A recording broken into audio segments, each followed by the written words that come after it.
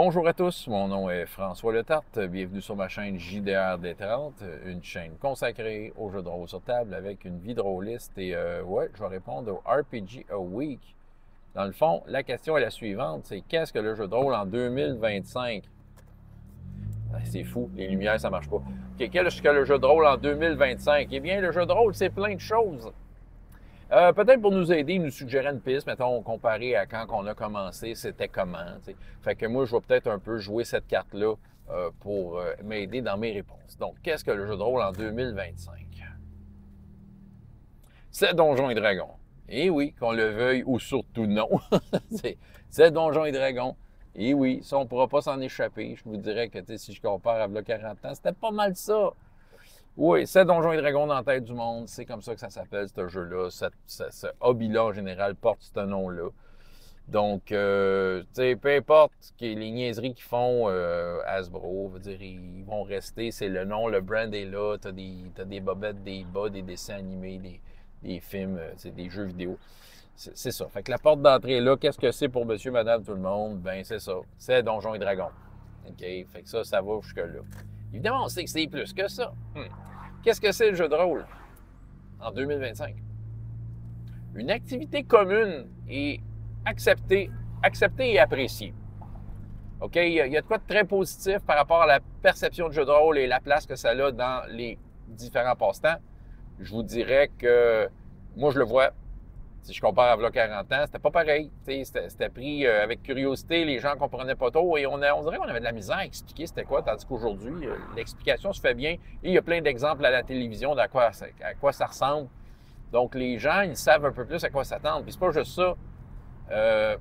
Mettons, les adultes d'aujourd'hui, qui étaient les jeunes d'antan, ben, ils ont soit été joueurs dans cette étrange activité, soit qu'ils ont été, qu'ils ont connu du monde, tout ça. Tu sais, dans la tête de bien du monde, c'est ça, ça rentre dans, c'est une activité, c'est cool, puis voilà, on a le goût de faire essayer ça à nos jeunes. Beaucoup de demandes. En fait, c'est ça qui arrive. Là, j'arrive à mon autre point. Qu'est-ce que c'est en 2025? C'est une activité qui est très en demande. Très, très, très en demande. Je vous dirais que, en tout cas, moi, c'est sûr, du point de vue jeunesse, mais même adulte, le monde veut essayer. Ils veulent peut-être pas s'embarquer dans des grosses affaires. Ils sont tous curieux. Ils veulent voir à quoi ça ressemble jouer à ce jeu-là, plus que moi quand j'ai commencé. Quand j'ai commencé, je voulais juste initier du monde. C'était plus compliqué. Il me semble fallait que tu cours à peu près. Il fallait que tu cours un peu plus après le monde, pour dire qu'il s'embarque. Parce qu'aujourd'hui, ben, tu dis table ouverte, Donjons et Dragons, il y a bien des chances que du monde qui se pointe qui veulent essayer ça. Autrement dit, c'est une activité qui, malgré qu'elle peut-être pas me pratiquer en grande masse, elle est quand même en demande. Fait que ça c'est un autre aspect. Qu'est-ce que le jeu de rôle en 2025?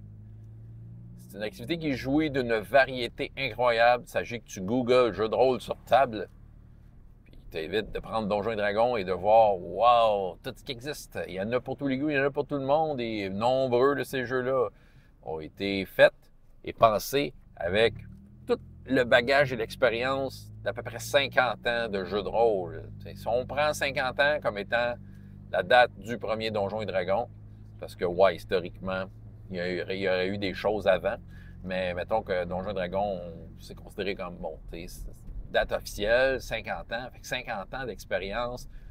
Il y a quelque chose derrière ça qui fait que le jeu de rôle est mieux présenté, les designs sont de mieux en mieux. Il y a vraiment de tout. Les gens réfléchissent à comment c'est fait, à quelle sorte d'expérience que ça amène, un peu comme qu'on design un jeu de société, voir à quel point c'est agréable, ça coule bien, ces jeux-là.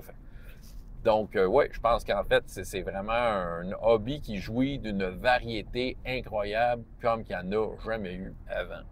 Et une variété avec un saut de l'expérience derrière ça. C'est pas le cas de tous les jeux, mais il y en a beaucoup que c'est ça. Ouais, ça fait pas mal le tour de la question. En fait, c'est ça. Fait que dans le fond, qu'est-ce que le jeu de rôle en 2025? Ben, c'est ça que j'aurais à répondre, en fait. Je pense que ma réponse, elle est complète pour aujourd'hui. François Letarte, JDR Détrante, et jusqu'à la prochaine fois. Ayez autant de plaisir dans la vie que dans les jeux. Au revoir.